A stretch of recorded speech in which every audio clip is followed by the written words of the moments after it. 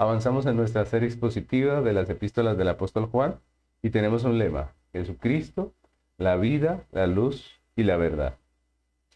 Estamos en nuestro sermón número 18 de esta serie y el título de enseñanza de hoy es Prueba de la unción. Vamos a estar estudiando en esta ocasión Primera de Juan capítulo 2 versículos 20 al 27. Dice la palabra del Señor: Pero vosotros tenéis la unción del Santo y conocéis todas las cosas. No os he escrito como si ignoraseis la verdad, sino porque la conocéis, y porque ninguna mentira procede de la verdad. ¿Quién es mentiroso sino el que niega que Jesús es el Cristo? Este es el anticristo. Este es anticristo, el que niega al Padre y al Hijo. Todo aquel que niega al Hijo tampoco tiene al Padre, y el que confiesa al Hijo tiene también al Padre. Lo que habéis oído desde el principio permanezca en vosotros.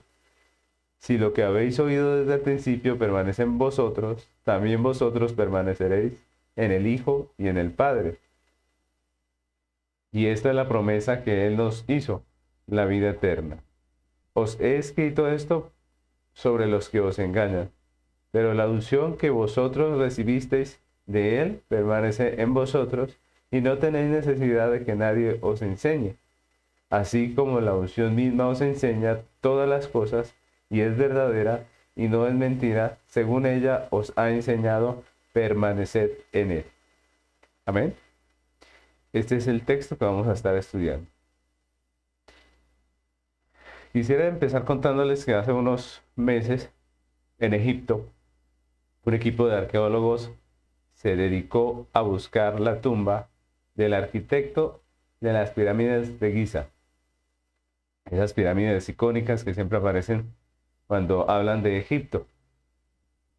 Se dedicaron a buscar la tumba de este de este arquitecto, y en medio de esa búsqueda llegaron a hallar una de los descubrimientos arqueológicos más importantes de este siglo, porque encontraron 250 momias en sus respectivos sarcófagos. Imagínense ustedes, obviamente eso fue una noticia. Sin embargo, después de haber hallado estas momias, el trabajo de estos arqueólogos no terminó allí. Ellos tenían que tenían que examinar cada una de estas momias a través de exámenes forenses que se hacen, con los cuales se pueden determinar varias características de la persona que era el cadáver. Y lo que hacen es, con estas muestras, llegar a poder saber cuál de esas 250 tumbas era la que ellos estaban buscando, ¿no? Imagínense esa dura tarea. Tenían que, tumba por tumba, sarcófago por sarcófago, examinar, o tienen que hacerlo porque eso fue un descubrimiento reciente. Tienen que examinar cada una de ellas para ver en dónde o cuál de estas lleva los restos del personaje que están buscando. Obviamente a ese equipo le resta una tarea difícil, larga, ¿cierto? Tediosa también. Y en nuestro estudio de Primera de Juan, el apóstol Juan también nos está proponiendo a la iglesia una tarea de identificación, ¿no? Una tarea de buscar, de identificar. Pero a diferencia del trabajo de los arqueólogos de Egipto, este trabajo de identificación que Juan nos está proponiendo a la iglesia es un trabajo que se hace sobre personas físicamente vivas, ¿no? Se trata de identificar, en medio de una iglesia plagada de falsas doctrinas, quién era creyente y quién no. ¿Quién estaba diciendo la verdad? Recordemos que había falsos maestros, falsos predicadores que enseñaban su falsedad, y Juan nos está proponiendo ese trabajo de identificación, de poder resolver cuál era la verdad, quién estaba en la verdad y quién no, de poder resolver quiénes eran los creyentes verdaderos y quiénes no lo eran. Y en el capítulo 2 nos ha dado una serie de pruebas a través de las cuales nosotros podemos determinar la realidad de la profesión de fe de una persona que se confiesa cristiana. Es lo que hemos estado viendo, hemos estado estudiando ya 7 de esas pruebas. Y es lo que estamos haciendo. Hoy nos corresponde una nueva prueba que hemos titulado la prueba de la unción, ¿no? Obviamente esto, más que llevarnos a juzgar la vida de las personas, de los demás, o la fe de las personas, nos está llamando, o Juan nos está haciendo a través de este capítulo, nos está haciendo examinarnos a nosotros mismos.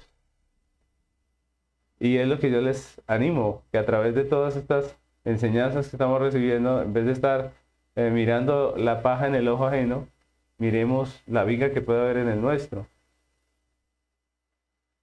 Que a través de estas enseñanzas nosotros podamos examinar, hacer un examen de nuestra propia profesión de fe. Este capítulo 2, ya hemos visto 7 pruebas y hoy nos corresponde esta 8ª, que es la prueba de la unción.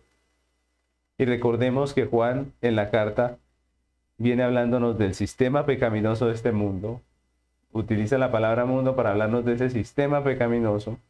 Viene hablándonos de los representantes de ese sistema pecaminoso, que son llamados aquí los anticristos, ¿cierto? Y en medio de ese panorama de maldad y de tinieblas que nos presenta Juan, él también ha venido hablándonos de la certeza que tiene de la iglesia, ¿no? En medio de ese panorama gris de pecado y engaño, el apóstol expresa confianza y seguridad sobre el futuro de la iglesia. Y eso es maravilloso, porque nos está contando, nos está diciendo, nos está mostrando algo que es una realidad difícil en medio de la iglesia, de la persecución, del engaño que el sistema de este mundo quiere hacer en contra de la iglesia, pero también en medio de todo eso nos habla de esperanza, nos habla de confianza, de seguridad. Y ese es el caso del versículo que vamos a estudiar en este día. Juan comienza este texto con una afirmación categórica. Miren lo que dice 1 Juan 2:20, dice, pero vosotros tenéis la unción del Santo. Y dejemos hasta ahí un momento. Pero vosotros tenéis la unción del Santo. Este texto comienza con un pero, ¿cierto? Un pero, que separa la difícil situación que él está expresando con el sistema de este mundo, con los anticristos, de la realidad gloriosa de la iglesia en la cual él puede estar seguro, ¿no? Y en medio de esa situación de falsa doctrina que estaban afrontando la congregación a la que escribe Juan, el apóstol tenía la certeza de que los creyentes verdaderos podían hacerle frente a esa situación porque tenían la unción del Santo. Es lo que expresan los versículos que estamos leyendo. Él dice, sí, hay una unción, hay una situación difícil. Sí, hay una situación de apostasía. Sí, hay una situación de falsas doctrinas del sistema de este mundo que quiere engañar a la iglesia. Pero también dice, pero yo confío, yo sé. Y eso es maravilloso. Yo sé que ustedes tienen la unción del Santo, dice. Pero ¿a qué se refiere el apóstol con esta expresión, la unción del Santo? ¿A qué se refiere, no? Vamos a verlo en la palabra de Dios, en la Biblia. ¿A qué se refiere la Biblia con la palabra unción? ¿Qué es lo que la Biblia nos dice acerca de la unción? Y esto nos interesa ya que en el tiempo en que nosotros estamos, ese tema de la unción ha sido tergiversado por iglesias falsas, por iglesias que tienen mucho de emoción, mucho de manipulación, mucho de misticismo, pero poco de estudio bíblico. Y el tema de la unción ha sido manipulado de tal manera que se ha corrompido y hoy en día se habla de muchas unciones que la Biblia no habla. Se ha usado para manipular la vida de los creyentes y eso obviamente no está bien. En medio de toda esa confusión, qué bueno que el Señor hoy nos habla y nos enseña acerca de este tema. Desafortunadamente con ese tema de la unción se han hecho cosas muy vergonzosas y muy fuera de lo que la Biblia enseña. Hoy en día existe supuestamente la unción de la risa, la unción, no sé cómo le llamarán, una unción que hace que la gente hable eh, eh, exprese más bien sonidos de animal, que haga locuras y todo eso, le llaman dizque la unción, ¿no? La unción cayó sobre la persona y por eso hace cosas incoherentes, hace cosas locas. Pero la pregunta es, ¿la Biblia nos habla de la unción como algo que nos hace hacer cosas tontas, locas? La Biblia nos enseña que la unción es eso. ¿Qué es la unción? Y es lo que vamos a empezar viendo aquí. La palabra ungir significa aplicar aceite. ¿Recuerdan? Esto ya lo habíamos visto anteriormente en alguna parte del Éxodo. La palabra ungir significa aplicar aceite. Así que literalmente un ungido, ¿quién es? Es alguien sobre el cual se ha derramado aceite. Y eso es lo que significa la palabra. Pero ¿qué significa la expresión en el contexto del pueblo de Dios? Como les decía hace un momento, en nuestro estudio del Éxodo ya tocamos un poco ese tema. Si ustedes recuerdan acerca de la unción, ¿no?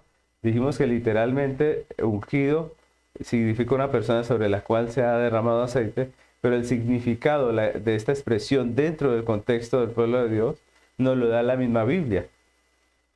En nuestro estudio de Éxodo hablamos un poco del tema cuando vimos que Dios, dentro de todo el mobiliario que manda hacer, Él también manda hacer un aceite puro de la unción, ¿recuerda? ¿Ustedes recuerdan para qué se usaba ese aceite de la unción?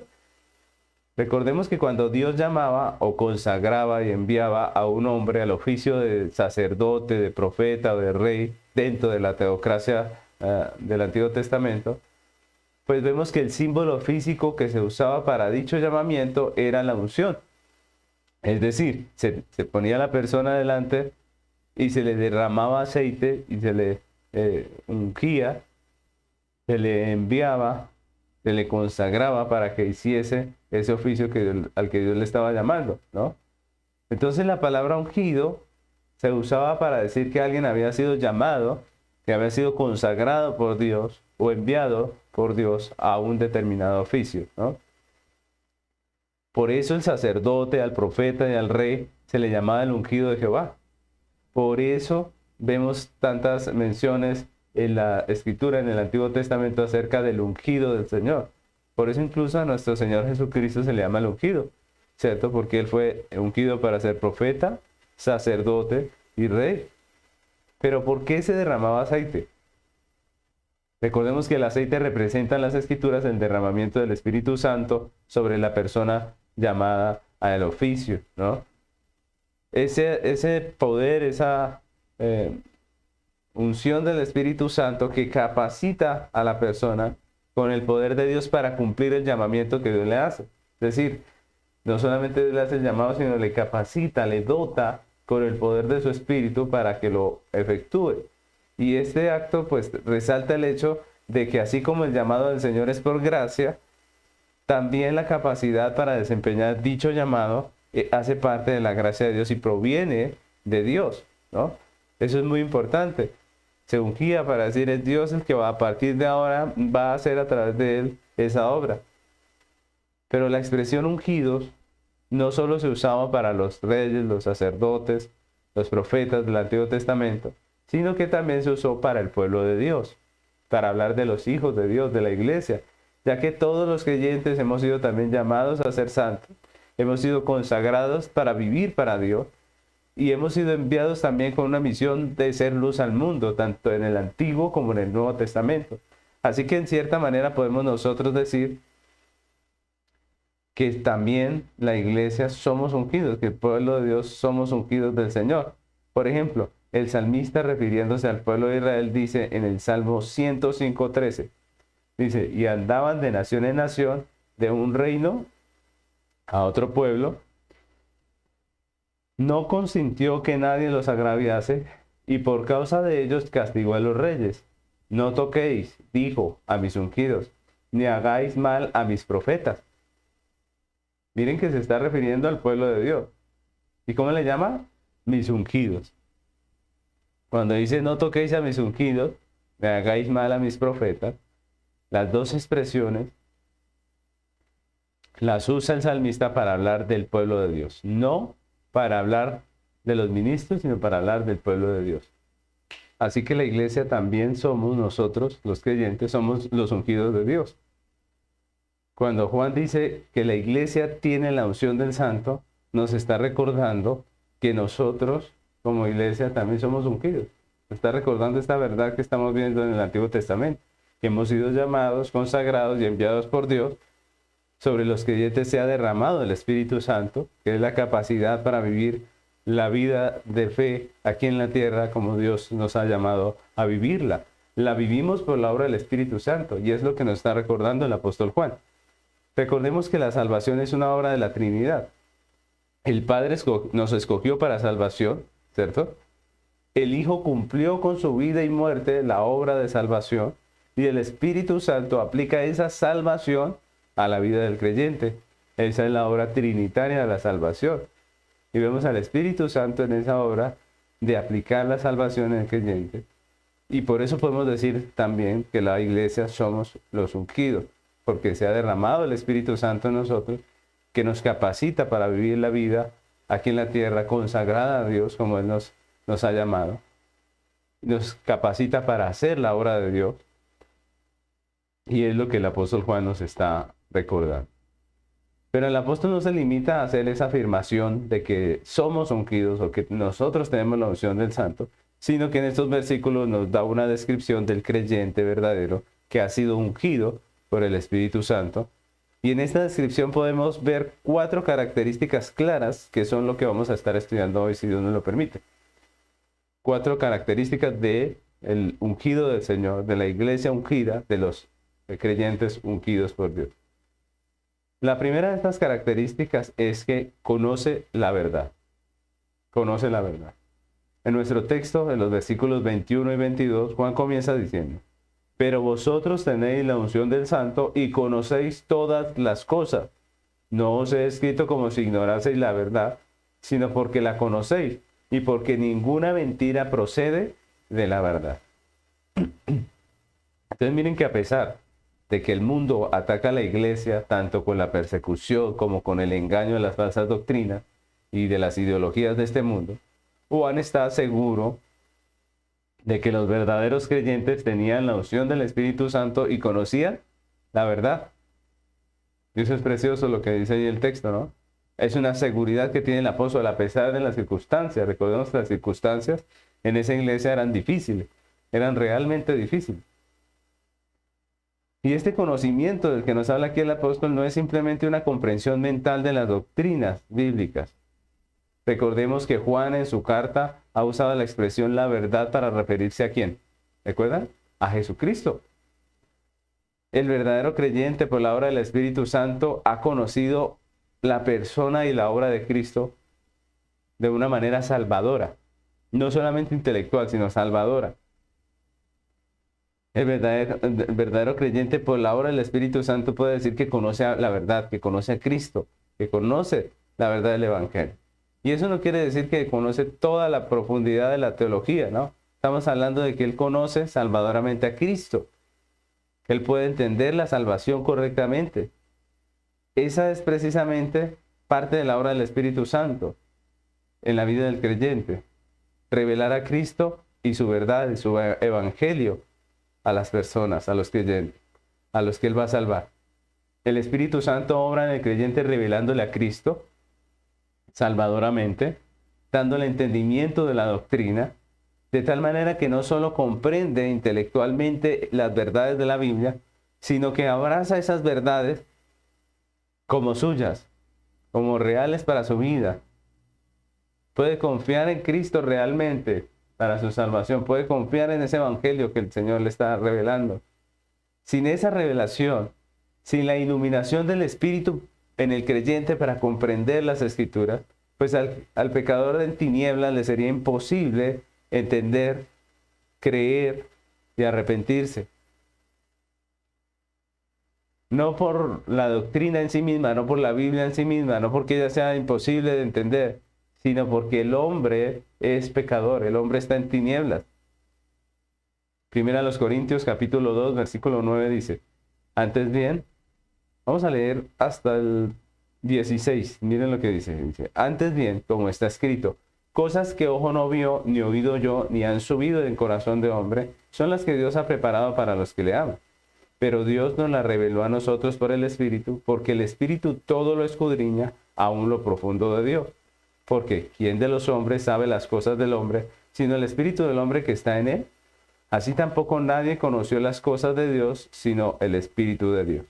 Y nosotros no hemos recibido el Espíritu del mundo, sino el Espíritu que proviene de Dios, para que sepamos lo que Dios nos ha concedido. Lo cual también hablamos, no con palabras enseñadas por sabiduría humana, sino con las que enseña el Espíritu, acomodando lo espiritual a lo espiritual. Pero el hombre natural no percibe las cosas que son del Espíritu de Dios, porque para él son locura. Miren la diferencia entre el hombre natural y el creyente. Dice, y no las puede entender porque se han de discernir, ¿qué? Espiritualmente. En cambio, el espiritual juzga todas las cosas, pero él no es juzgado de nadie. Porque ¿quién conoció la mente del Señor? ¿Quién le instruirá? Mas nosotros tenemos la mente de Cristo. Miren cómo el apóstol Pablo nos habla específicamente de lo cerrada que está la mente del hombre en tiniebla ante la revelación de Dios. Y que solamente por la obra del Espíritu Santo una persona puede entender esa obra del Señor, esa palabra de Dios, esa revelación divina. Y cómo el hombre natural no percibe esas cosas. El hombre sin Cristo no entiende. Para eso es locura. Y es interesante que al igual que en nuestro texto, aquí en el versículo 12, el apóstol Pablo contrapone la revelación de la verdad del Espíritu Santo con los engaños del espíritu de este mundo. Miren que él está diciendo, las dos cosas se oponen, ¿cierto? La filosofía de este mundo pecaminosa se contrapone, o le hace peso en contra a lo que el Espíritu Santo revela en las Escrituras. El mundo percibe como locura el estilo de vida de un creyente. El mundo percibe como locura el estilo de vida de un creyente verdadero. Su manera de pensar, de relacionarse con la sociedad, de llevar su matrimonio, la manera de criar sus hijos, la manera de hacer negocios, etc. Todo esto le parece locura al hombre sin Cristo. Por ejemplo, al mundo le parece locura que un joven o una jovencita quiera guardarse para el matrimonio. Le parece ridículo. Le parece locura la fidelidad matrimonial. Le parece locura la sujeción de la esposa al esposo, de los hijos a los padres. Le parece locura. Al mundo le parece locura vivir conforme a la voluntad de Dios. Pero le parece coherente vivir dando rienda suelta a toda su pecaminosidad. Les parece coherente vivir en contra de los mandamientos de Dios. Eso sí les parece coherente. Y Pablo nos muestra esa diferencia.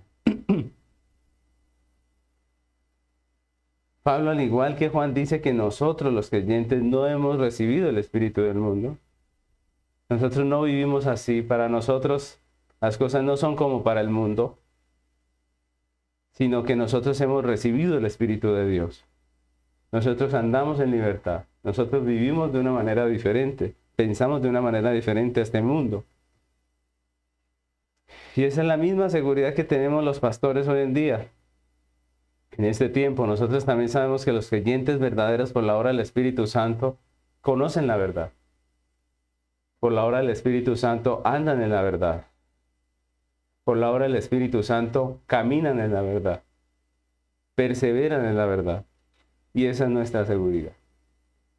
Así que en este primer punto vemos que Juan nos recuerda que los creyentes verdaderos, por la unción del Espíritu Santo, conocemos la verdad. Vamos a ver la segunda característica. La segunda característica del creyente, que es ungido, como nos dice Juan, es que discierne el engaño.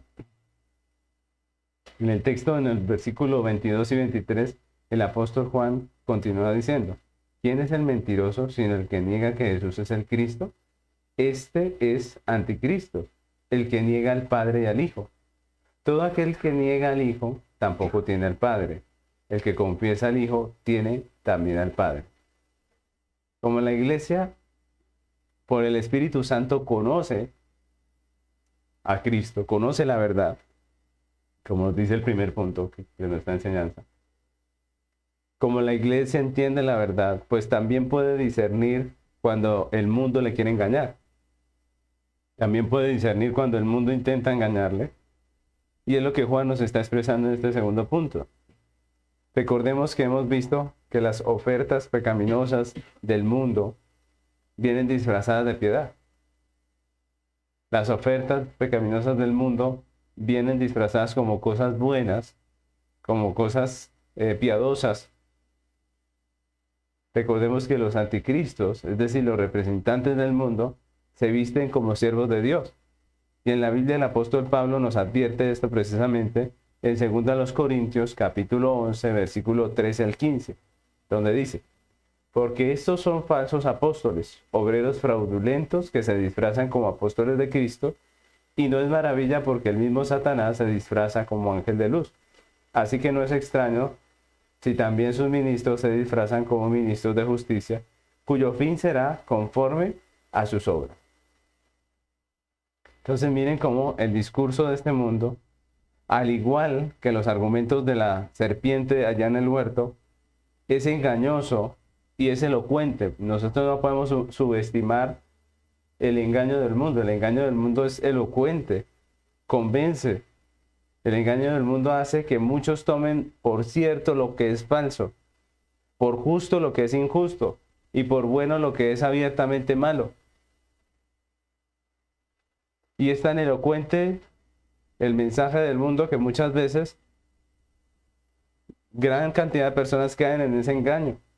Si no, miren toda la corrupción pecaminosa del mundo que lentamente la sociedad ha ido adoptando, aprobando como bueno, basado en supuestos valores como la tolerancia, la igualdad y muchos otros que supuestamente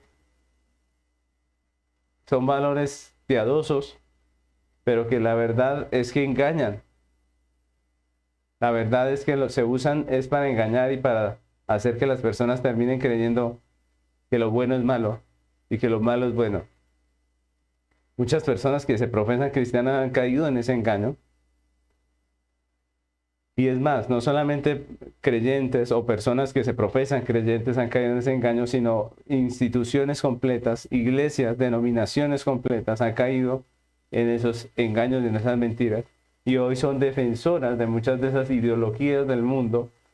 Y eso es triste, eso es lamentable. Que en medio de la iglesia también terminen surgiendo apoyo a estas mentiras y estos engaños del mundo. Pero el verdadero creyente, dice Juan, tiene la unción del Espíritu Santo.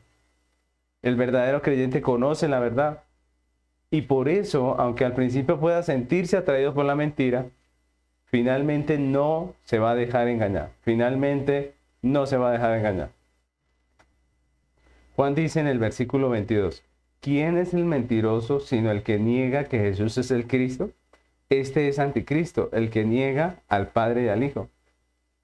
Y esa mención, obviamente, Juan la está haciendo por los gnósticos de su tiempo que afirmaban engañosamente que creían en Cristo, pero negaban que Jesucristo fuese el enviado del que habla la Biblia, ¿cierto? Ellos decían creer en Jesús, pero no creían que ese Jesús fuera el Cristo del cual hablaban de las Escrituras. Es decir, de una manera falsa, engañaban a los creyentes haciéndoles pensar que ellos sí creían en el Cristo que nosotros creemos, pero resulta que no era cierto. Ellos creían en un Cristo que no era el de las Escrituras, un Cristo que no era verdaderamente Dios y que no era verdaderamente hombre. El apóstol claramente nos está diciendo que los que predican, enseñan, forman, dirigen, hacen política, elaboran leyes y gobiernan de manera contraria a la revelación bíblica son esos anticristos, y que la iglesia, por la unción del Espíritu Santo, por la obra del Espíritu Santo, puede discernir entre lo que es falso y lo que es verdadero. la iglesia, por el conocimiento que tiene de la verdad, aunque al principio se sienta seducida por el engaño, gracias a la obra del Espíritu Santo, no solo terminará identificando esas corrientes como engañosas, sino que se levantará contra ellas, sino que las denunciará como falsas, ¿no? Entonces, eso es lo que Juan nos está diciendo. Y esto debe fortalecer nuestro discernimiento, mis hermanos, porque en este tiempo hay una gran cantidad de charlatanes que se hacen llamar pastores, que se hacen llamar ministros del Evangelio, que lo único que predican son engaños, y nosotros, como el apóstol Juan dice, tenemos la unción y debemos aprender a hacer diferencia entre lo que es de Dios y lo que no es de Dios. Nosotros vemos que en muchos casos la mayoría de esas personas que se dicen ser pastores no son más que anticristos. La mayoría de esos charlatanes que predican un evangelio que no es el de la Biblia, lo único que son anticristos, es decir, personas que están obrando en contra de Cristo y el evangelio real, el evangelio verdadero. Es un tiempo donde las ideologías de este mundo se disfrazan de buenas obras. Estamos en ese tiempo, donde es fácil confundir lo malo con lo bueno. Estamos en esos tiempos donde el mundo nos bombardea con sus mentiras, con sus falacias, constantemente a través de todos los medios posibles. Pero si somos parte de la verdadera iglesia, a pesar de nuestra habilidad, el Espíritu Santo nos guarda del error. A pesar de nuestras debilidades y de esa realidad de apostasía, de falsas doctrinas en las que vivimos, pues el Espíritu Santo nos guardará del error. Hemos aprendido que la televisión, la música, el deporte, el cine y todas estas otras cosas no son malas en sí mismas. Vimos que no está bien satanizar todo lo que el mundo usa, ¿cierto? Pero sí tenemos que reconocer que son medios que el mundo utiliza para vendernos sus ideologías. Tenemos que reconocer que muchas de esas cosas el mundo nos quiere meter sus ideologías, pero la Biblia no nos llama a nosotros a escondernos de la realidad. La Biblia no nos llama a nosotros a apartarnos en un lugar lejano y vivir todos nosotros cristianos por allá lejos para que no nos contaminen, sino que la Biblia nos llama a tener un claro entendimiento de la realidad que vivimos. Nos llama a tener un evangelio firme y radical en nuestro corazón para que todos esos engaños nosotros los podamos discernir. Todos esos medios son lícitos para nosotros, la televisión, el cine, todas estas cosas, pero debemos aprender a diferenciar. No podemos ser como aquellos que aceptan como cierto todo lo que se les dice, ¿cierto? Todo lo que el mundo les quiere vender. Debemos aprender a ver todo a la luz de la palabra de Dios. Todo debemos aprender a verlo a la luz de la palabra de Dios, para poder entender, para no dejarnos engañar. Nuestros niños, nuestros jóvenes deben aprender a tener un criterio bíblico y deben aprender a discernir lo que escuchan, lo que leen, lo que ven, lo que se les enseña en los colegios, en la universidad. Ellos tienen que crecer no teniéndole miedo al mundo, sino identificándolo, conociéndolo, discerniendo entre lo justo y lo injusto, entre lo que agrada a Dios y lo que no le agrada, entre lo falso y lo verdadero.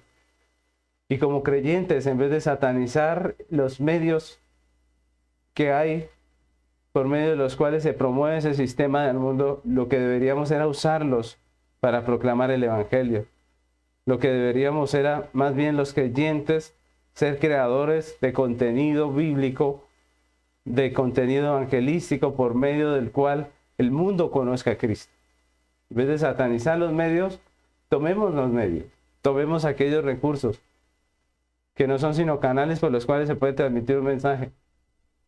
Hagamos nuestra parte en la internet, en los medios que el Señor nos ha dado, porque esa es nuestra labor. La Biblia dice ir y predicar el evangelio a toda criatura.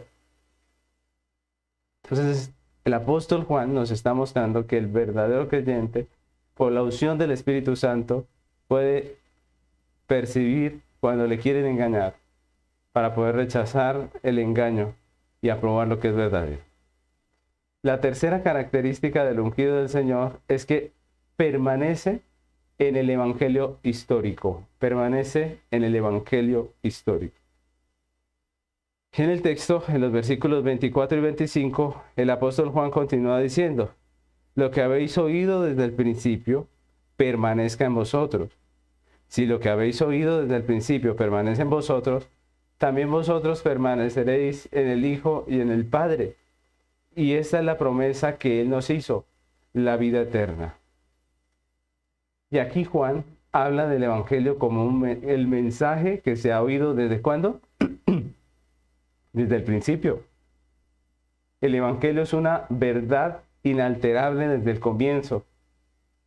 Una verdad que ha sido predicada desde Génesis. Y se ha mantenido igual todo el tiempo. Miren que el Evangelio no cambia. Es, como Juan dice, la promesa de la vida eterna en Cristo. Todo el tiempo ha sido ese el Evangelio. Nunca ha sido el Evangelio, sálvese por buenas obras. Ese nunca ha sido el Evangelio. Pórtese bien. Ese no ha sido el Evangelio.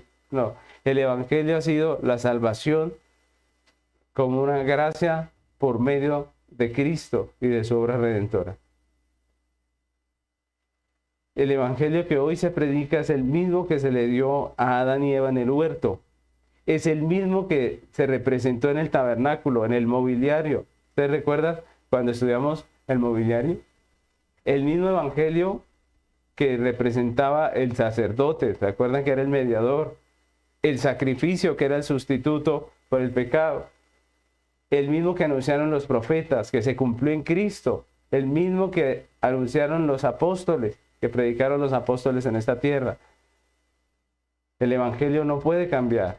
Y por eso Pablo advierte en Gálatas capítulo 1, versículos 6 al 9, dice, miren lo que dice Pablo acerca del Evangelio, dice: estoy maravillado de que tan pronto os hayáis alejado del que os llamó por la gracia de Cristo para seguir un Evangelio diferente.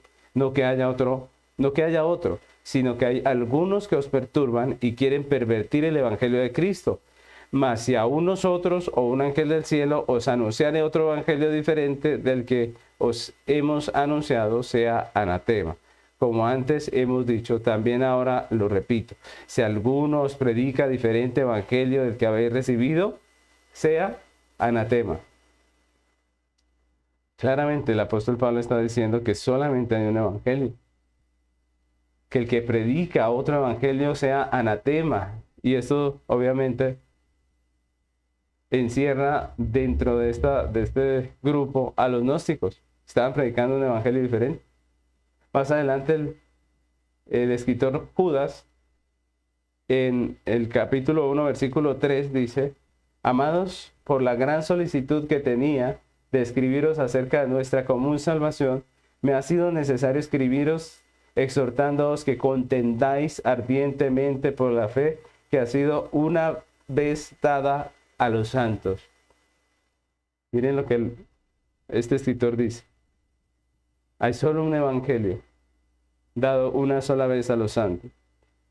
En contraste a esto, los gnósticos tenían un evangelio diferente, un evangelio nuevo, algo que supuestamente ellos no habían escuchado. Sin embargo, en medio de esa realidad de falsa doctrina, el apóstol Juan sabía que la iglesia verdadera, por la obra del Espíritu Santo, permanecería fiel al evangelio histórico, al evangelio que se ha predicado a través de los siglos, al mismo evangelio de nuestro Señor Jesucristo. A pesar de las circunstancias actuales, nosotros también podemos decir que esa es una realidad hoy, ¿no? Que la iglesia verdadera perseverará en el evangelio histórico y bíblico. Nosotros también vivimos en un tiempo de falsas doctrinas disfrazadas de cristianismo. Y desafortunadamente una gran cantidad del pueblo que se profesa cristiano en la actualidad le importa poco el contenido de la predicación. Le importa poco si ese contenido es bíblico o histórico o si no lo es. Ya no les interesa. Simplemente escuchan y dicen amén. A muchos de los cristianos modernos les preocupa más el escenario del local en donde se predica, la comodidad de los asientos, el estilo de la música que se va a cantar. Les preocupa más lo carismático que pueda ser el predicador, lo divertida que pueda ser la prédica, ¿cierto? La enseñanza. Y algunas iglesias, incluso aquí en Bogotá, son más como clubes sociales donde se agrupan las personas por edades y por circunstancias, donde se charla de los problemas y se habla y te dan consejos, pero no se predica la palabra de Dios. Otras han cambiado el evangelio bíblico por charlas motivacionales. Pastores ya no se dejan llamar pastores, sino coach o entrenadores. Y lo que vemos es que las personas están abandonando la Biblia, abandonando el evangelio histórico. Muchos que se denominan creyentes, que se hacen llamar creyentes, pero la iglesia verdadera sigue firme, parada sobre la roca eterna, sobre el evangelio bíblico. A la iglesia verdadera no le aburre la predicación de la verdad, sino que se goza en el evangelio histórico, en la redención en Cristo, en la herencia eterna.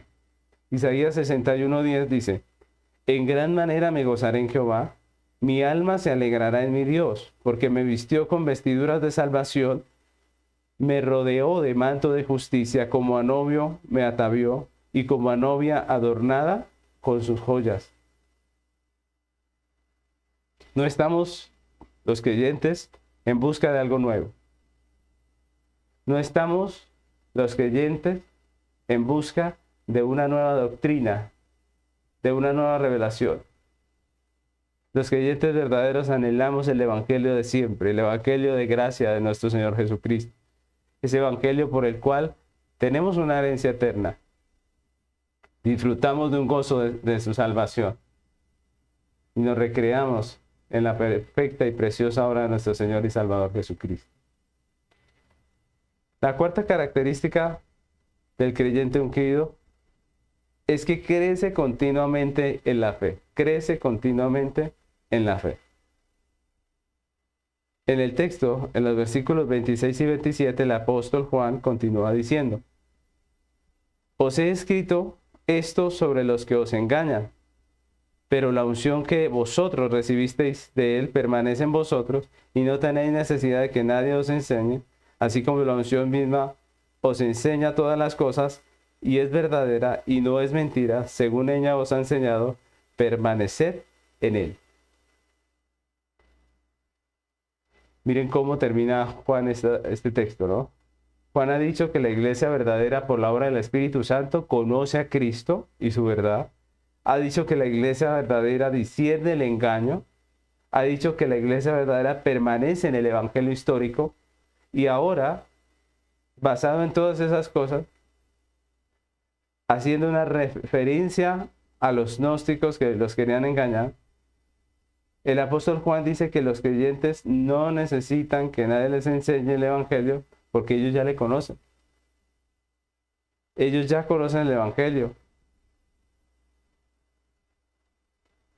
Si ya conocen a Cristo, si ya conocen el evangelio, ellos no necesitan que nadie les enseñe un nuevo evangelio, es lo que está diciendo Juan. Lo que Juan está transmitiéndole a la iglesia es que si alguien llega con el cuento de que nos va a enseñar el evangelio de cero,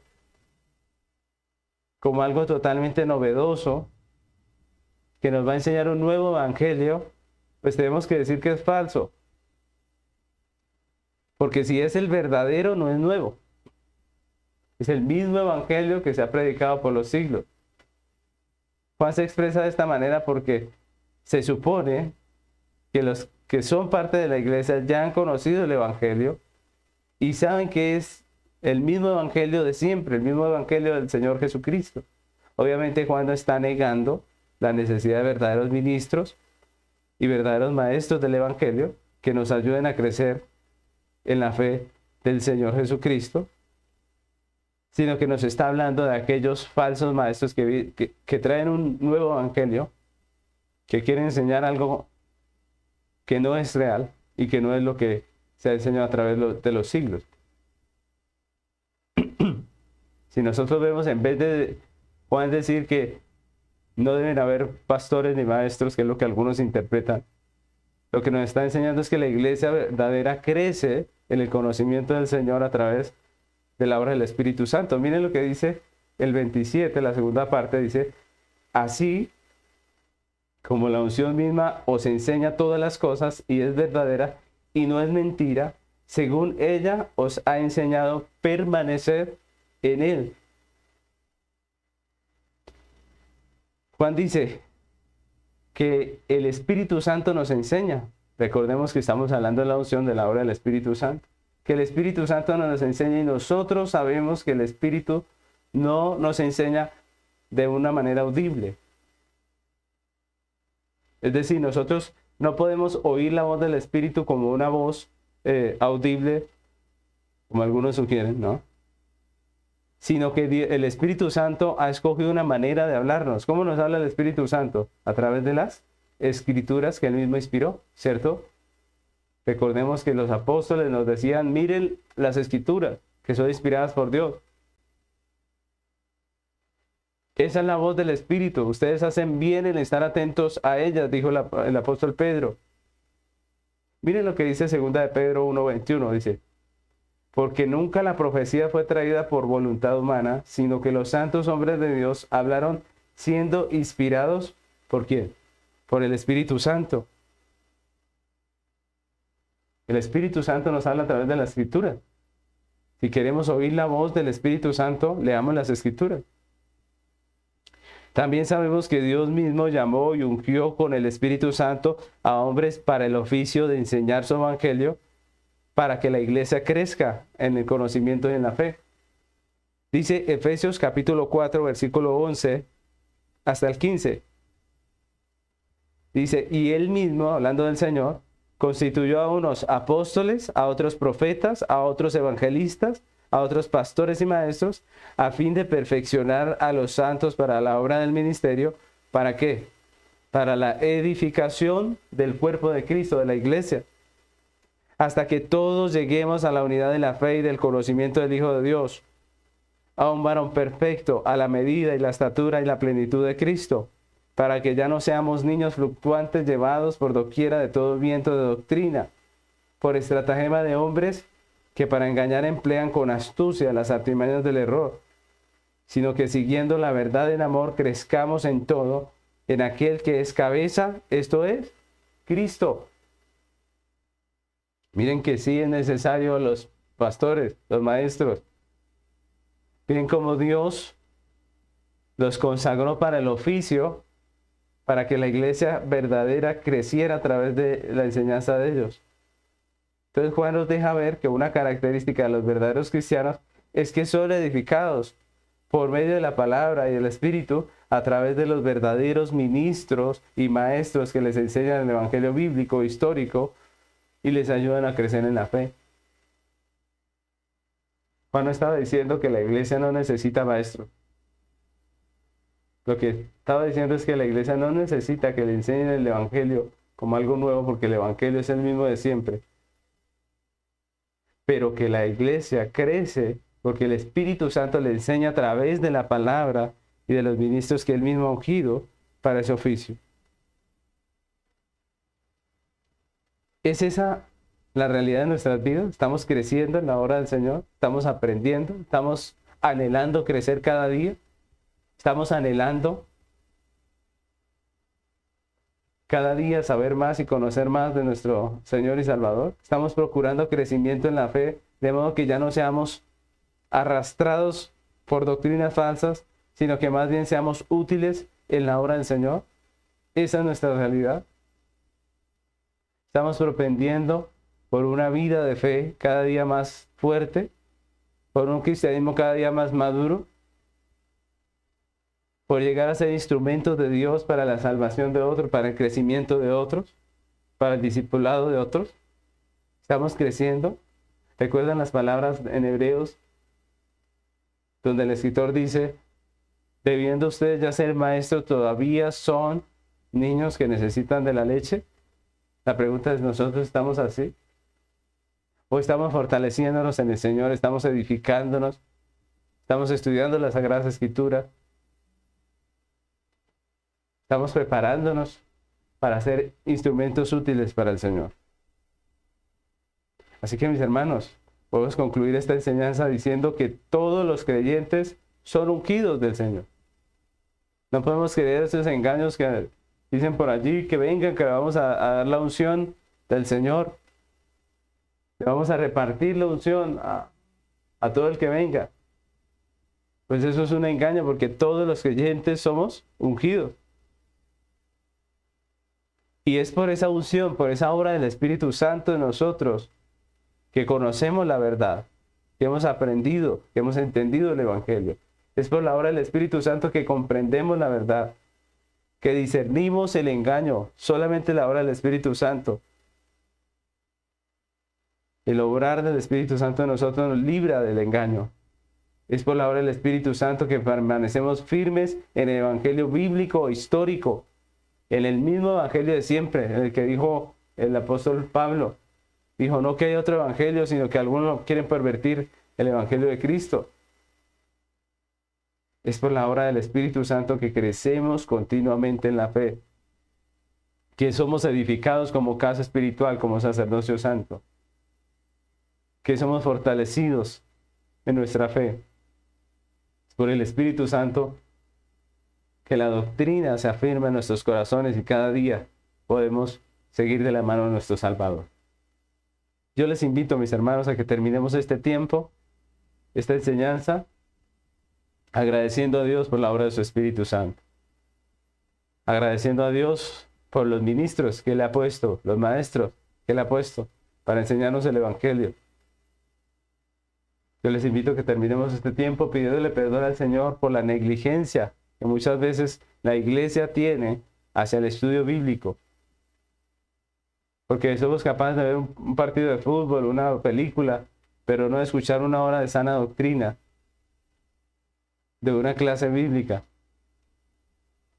Invertimos nuestro dinero, nuestro tiempo en cosas pasajeras y efímeras, y muchas veces no lo invertimos en escuchar, en crecer como creyentes, en prepararnos.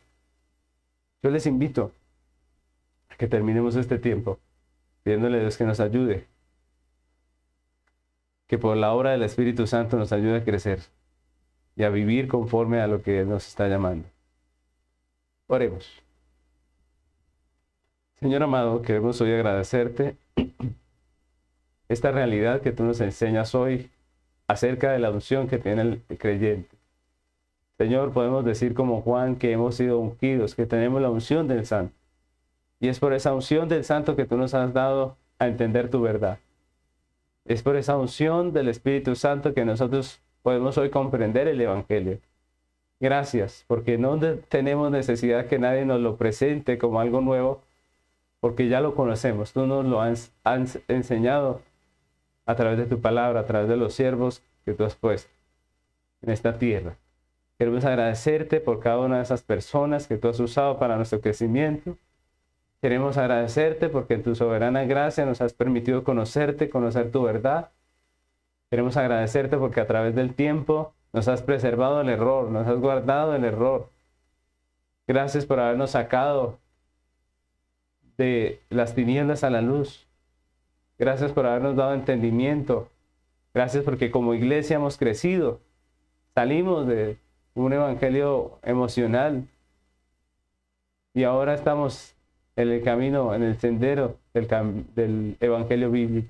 Queremos agradecer tu misericordia que nos ha traído, que nos ha guardado, que nos ha preservado, que nos ha mostrado nuestros errores. Queremos agradecerte por tu Espíritu que cada día nos redarguye, nos santifica, nos renueva, que cada día hace su obra perfecta en nosotros. Gracias por la obra del Espíritu Santo en nosotros, en la iglesia, como creyentes. Bendice tu iglesia. Guíanos a través de tu Espíritu Santo. Muéstranos tu verdad y ayúdanos a crecer cada día. Que ya no seamos niños fluctuantes llevados por vientos de doctrina, sino que sigamos la verdad en amor, sino que crezcamos para llegar a ser instrumentos útiles en tus manos. Te lo pedimos, Padre, en el nombre de Cristo Jesús. Amén.